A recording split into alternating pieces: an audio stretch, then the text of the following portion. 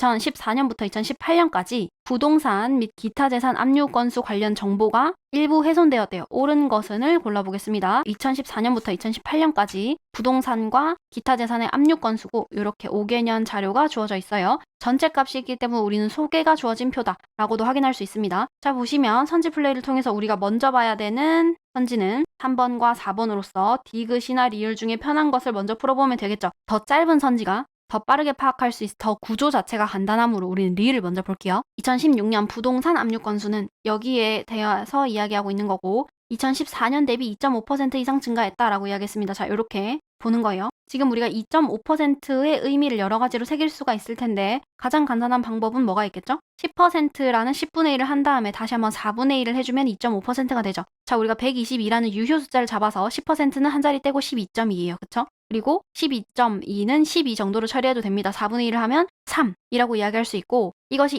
2.5% 이상 증가했다면 122에서 3을 더했을 때보다 더 많이 증가해야 되니까 유효 숫자를 기준으로 125보다 커야 돼요. 그쵸? 자, 34와 158을 뺐더니 125 이상이냐? 라고 물어보게 되는 거고 계산을 해보면 158에서 34를 뺐을 때 124 정도밖에 되지 않기 때문에 우리는 2016년에 2.5% 이상 증가하지 못했다 라고 확인할 수 있죠. 4번과 5번은 답이 될 수 없고 3번이 답인지를 확인하기 위해서 우리가 기획을 풀어보겠습니다. 자, 부동산 압류 건수는 매년 기타 재산 압류 건수의 4배 이상이다 라고 했습니다. 여기가 소개인데 부동산이 기타의 4배 이상인지를 물어보게 된다면 우리는 전체가 5라고 했을 때 여기에다가 5를 곱했더니 전체가 되는지를 보면 되죠. 만약에 5를 곱했는데 전체보다 작아요. 그럼 얘가 비중으로 봤을 때 1보다도 작다는 거니까 80% 이상이 맞는 건가요? 다른 말로 하면 4배 이상이 맞는 건가요? 우리는 여기 5배를 했는데도 이 전체보다 작은지를 기준으로 볼 거예요. 이상인지 라고 물어봤으니까 이렇게 부등호 정도는 놓을 수 있겠죠. 왜 시간 단축 비법사에서 이런 것들을 굳이 여러 가지 경우의 수를 나눠서 계산식을 받는지 이제는 알게 되겠죠. 자,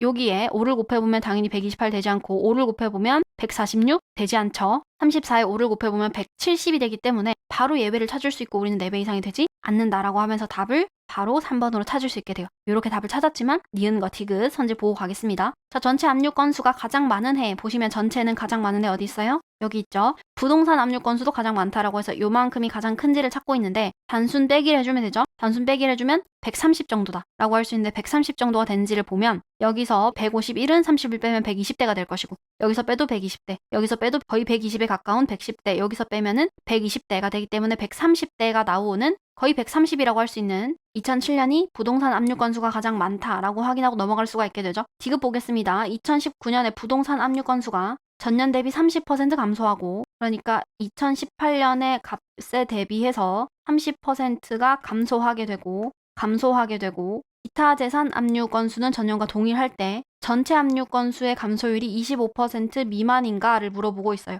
자, 우리가 이걸 단순하게 계산하게 된다면 151에서 29를 뺐을 때 약 122 정도가 될 것이다 라고 정확하게 계산을 유효 숫자만 해준 다음에 이것의 30%를 빼면 약 36이 빠지는 거여서 6, 8 정도다 라고 하면서 이 86이 얼마인지를 계산하지 않고 애초에 151에서 36이 빠지게 된다면 얘는 동일하다고 하니까 이것이 25%인가를 확인했을 때 4를 곱해보면 144기 때문에 25%가 4분의 1이라는 걸 활용한 거예요. 144기 때문에 이것보단 더 많이 증가했다. 감소율이 144분의 36이 4분의 1인데 151분의 36은 당연히 4분의 1보다 작겠지라고 하면서 25% 미만이다. 이렇게 확인해 줄 수 있죠. 이렇게 우리가 답을 체크하고 넘어갈 수도 있지만 지금 이 문제에서는 해설지에서 유의미한 해설을 소개하고 있기 때문에 우리가 이 디귿 선지는 해설지를 어떻게 읽어야 되는지와 관련해서 한번 설명을 해보고 갈게요. 해설지에서는 가중치의 접근을 해주고 있어요. 이 가중치 접근이 어떻게 이루어졌는지를 우리 보고 가는 겁니다. 자, 보시면 어떤 x가 있고 y가 있어요. 이것의 비중이 3대 2라고 했을 때 우리는 실제로 z라는 이 가중치는 x에서부터 2만큼이 떨어져 있고 y로부터는 비율로 3만큼이 떨어져 있다라고 하면서 역비율을 확인하고 왔죠. 여기서 어떤 값이 있었고 29가 있었고 2018년에 마지막 유효 숫자 보는 거예요. 151이 있었어요. 할 때 변화를 했는데 얘는 30%를 변화했어요. 얘는 빵 퍼센트를 변화했고 얘의 경우는 25%를 변하기 위해서는 어떻게 해야 되는 겁니까? 자, 이 변화율이 30과 0 중에 30에 상당히 가깝죠. 그 말은 얼마나 가까운지를 기준으로 봤을 때 이거는 25만큼 차이가 나고 요거는 5만큼밖에 차이가 안 나요. 우리가 이렇게 보면 조금 더 명확한데 0이라는 값과 30이라는 값이 있습니다. 근데 이걸 가중평균했더니 25가 나와요. 그럼 30에 상당히 가까운데 얼만큼 더 가깝냐면 이만큼은 5가 차이 나고 이만큼은 25가 차이가 나기 때문에 이것의 실질 비율이 5대 1이다 라고 하면서 30이라는 숫자의 모수가 5배고 빵이라는 숫자의 모수가 1이겠구나 라고 확인할 수 있죠. 자, 만약에 여기서 보시면 얘와 얘의 모수가 5대 1이 차이가 나면 딱 25%가 돼요.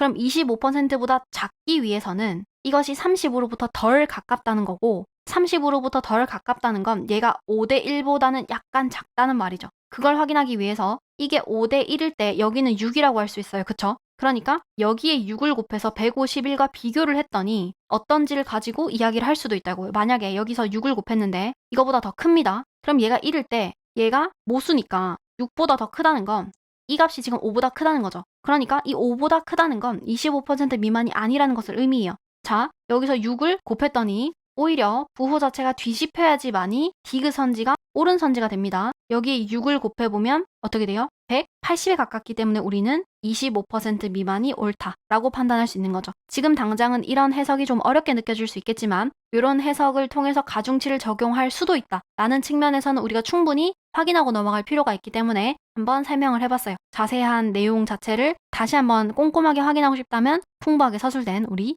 해설지를 참고해 주시면 되겠습니다.